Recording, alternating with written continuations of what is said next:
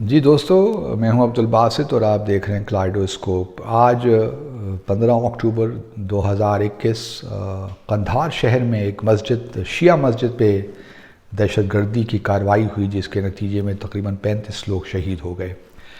اس سے پہلے ہم نے دیکھا کہ پچھلے ہفتے بھی جمعے کے روز ہی ایک مسجد میں، شیعہ مسجد میں ہی ایک قندوز میں کارروائی ہوئی، وہاں بھی تقریباً 60 سے زیادہ لوگ شہید ہوئے، اور پھر جلال آباد میں بھی ایک کارروائی ہوئی دہشت گردی کی۔ تو یہ ایک معاملہ بڑھ رہا ہے، اور خاص طور پہ قندھار میں اس قسم کا حملہ ہونا میسج بھی ہے، کیونکہ قندھار طالبان کا گھر سمجھا جاتا ہے، اور یہیں سے طالبان نے اپنی جدوجہد شروع کی تھی۔ 90s کی بات کر رہا ہوں۔ اب دیکھیے، دو چیزیں ساتھ ساتھ چل رہی ہیں، اور ہم پہلے بھی کئی بار یہ ڈسکس کر چکے ہیں۔ ایک تو یہ ہے کہ طالبان کے آنے سے ایک خیال یہی تھا کہ شاید جو سیکیورٹی کے معاملات ہیں وہ بہتر ہوں، کیونکہ جب ان کا سب کنٹرول پورے ملک میں ہوگا تو وہ زیادہ بہتر طریقے سے ان سارے معاملات کو ہینڈل کر سکیں گے۔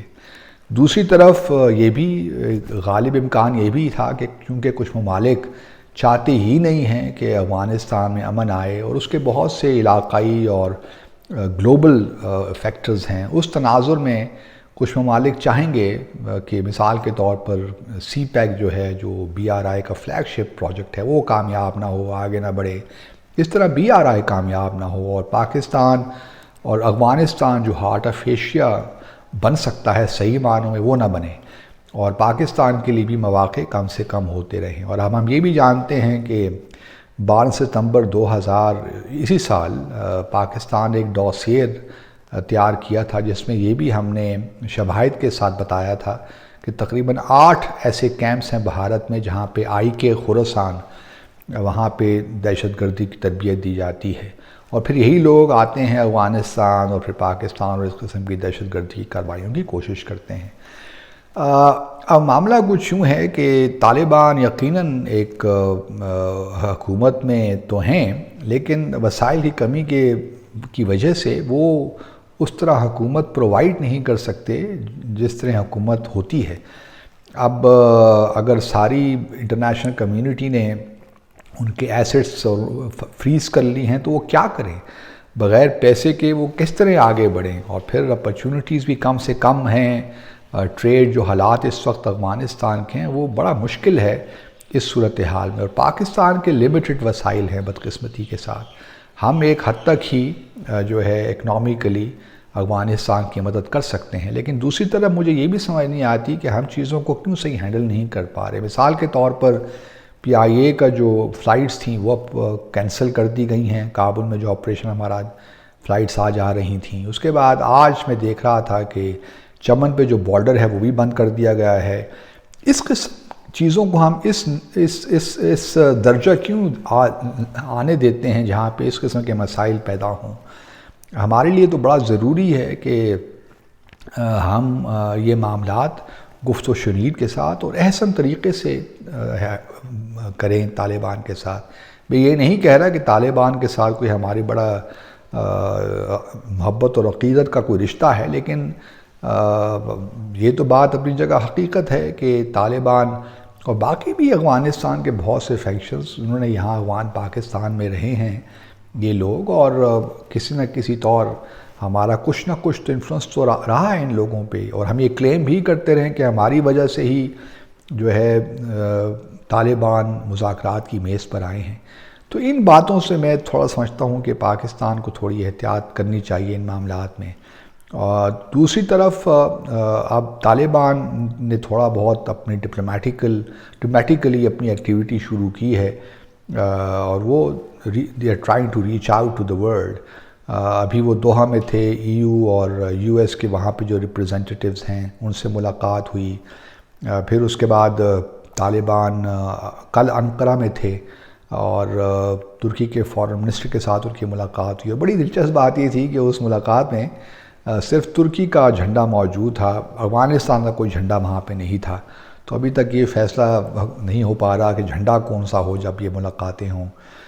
پھر اب 20 تاریخ کو ایک بڑا اہم اجلاس ہونے جا رہا ہے افغانستان میں، جس میں طالبان بھی ہوں گے، پاکستان بھی ہوگا، بھارت اور دوسرے ممالک جو ہیں وہ بھی ہوں گے. تو یہ بھی ایک انٹرسٹنگ ہے، ایک ملاقات ہوگی. لیکن کویسچن یہ ہے کہ آیا جو دنیا ہے وہ اب طالبان کے ساتھ انگیج تو کر رہی ہے، لیکن کس حد تک انگیجمنٹ ہے؟ جو ساری اسسٹنس آ رہی ہے وہ UN کے تھرو آ رہی ہے.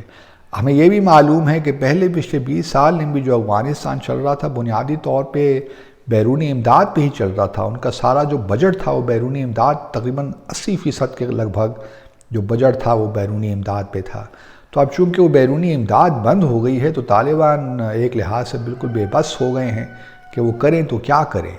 اب آیا وہ اپنے بنیادی نظریاتی اصولوں پہ کمپرومائز کریں اور آگے چلیں، یا پھر یہ ہے کہ بالکل ڈٹ جائیں. لیکن ڈٹ جانے کا مطلب پھر یہی ہے کہ کوئی ملک نہ ان کو تسلیم کرے گا ان کی حکومت کو، نہ ہی کوئی مالی امداد دے گا. لیکن اگر دنیا چاہتی ہے کہ افغانستان گھر نہ بنے دہشت گردی کا، تو میں سمجھتا ہوں کہ ان کے اپنے مفاد میں ہے کہ وہ طالبان کے ساتھ انگیج کریں.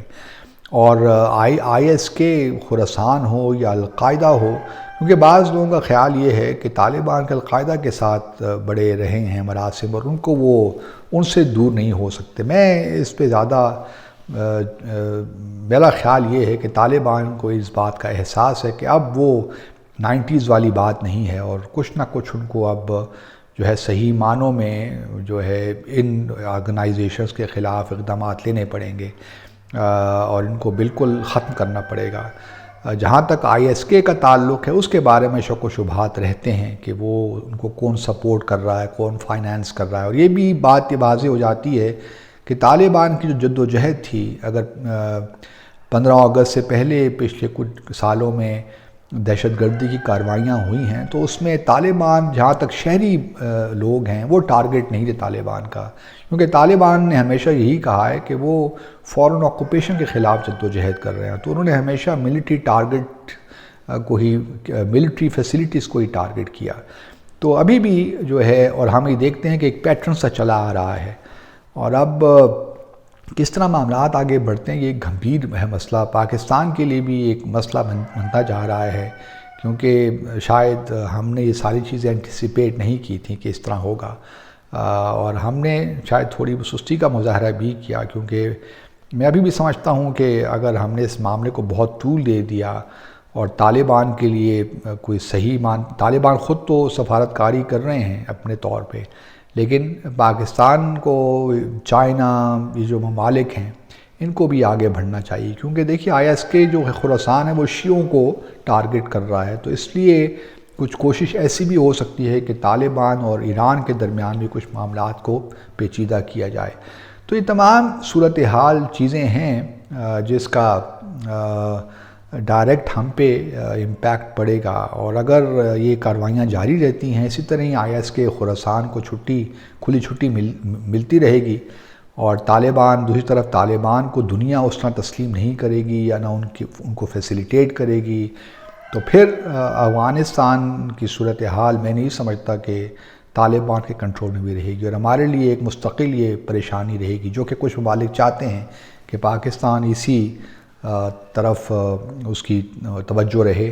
اور آگے ہم دیکھیں گے کہ جس طرح کل بھارت کے جو ہوم منسٹر ہیں انہوں نے بھی دھمکی ہمیں دے دی کہ ایک اور سرجیکل اسٹرائک بھی ہو سکتی ہے پاکستان کے خلاف. تو اب چونکہ UP کے الیکشنز بھی آ رہے ہیں تو اس قسم کی چیزیں بھی ہو سکتی ہیں. تو ہمارے لیے ایک مشکل سی صورتحال ہے، لیکن میں امید کرتا ہوں کہ ہمارے جو ہماری حکومت ہے، جو اتھارٹیز ہیں، وہ اپنے آپ کو rather than indulging in peripheral issues کو صحیح معنوں میں ایک اسٹریٹجی بنائیں گے افغانستان کے لیے بھی، اور ہمارے جو معاملات ہیں بھارت کے ساتھ کشمیر کے معاملے میں اس حوالے سے بھی، تاکہ ہمارے لیے پریشانیاں کم ہوں. اور جو معاملات ہیں خاص طور پہ افغانستان کے کانٹیکسٹ میں صورتحال مشکل ہونے کے امکانات زیادہ نظر آ رہے ہیں، انلیس کہ ہمارے پاس کوئی ایسی ایفیکٹیو اسٹریٹجی ہو کہ ہم کچھ ممالک مل کے، اور خاص طور پہ اگر کچھ مسلمان ممالک ایک وفد بنا کے افغانستان چلے جائیں، جس میں سعودی عرب ہو، پاکستان، ایران، ترکی، ملیشیا، انڈونیزیا، یہ 7-8 ممالک مل کر ایک اگر ڈیلیگیشن لے جائیں کابل اور ان کے ساتھ بات چیت کریں، اپنے آپ کو انگیج کریں ان کے ساتھ، اور کچھ باتیں جو ہیں وہ نہیں کر پا رہے وہ کریں، اور پھر ان کو کچھ امداد بھی دے دیں مل کے OIC کی طرف سے، تو that would be a huge step forward. اس سے ایک پروسیس شروع ہوگا میرے خیال میں، اور یہ اس وقت اس صورتحال کو دیکھتے ہوئے اس وقت یہ ایک اہم ترین ضرورت بھی ہے. آپ سب کا بہت بہت شکریہ.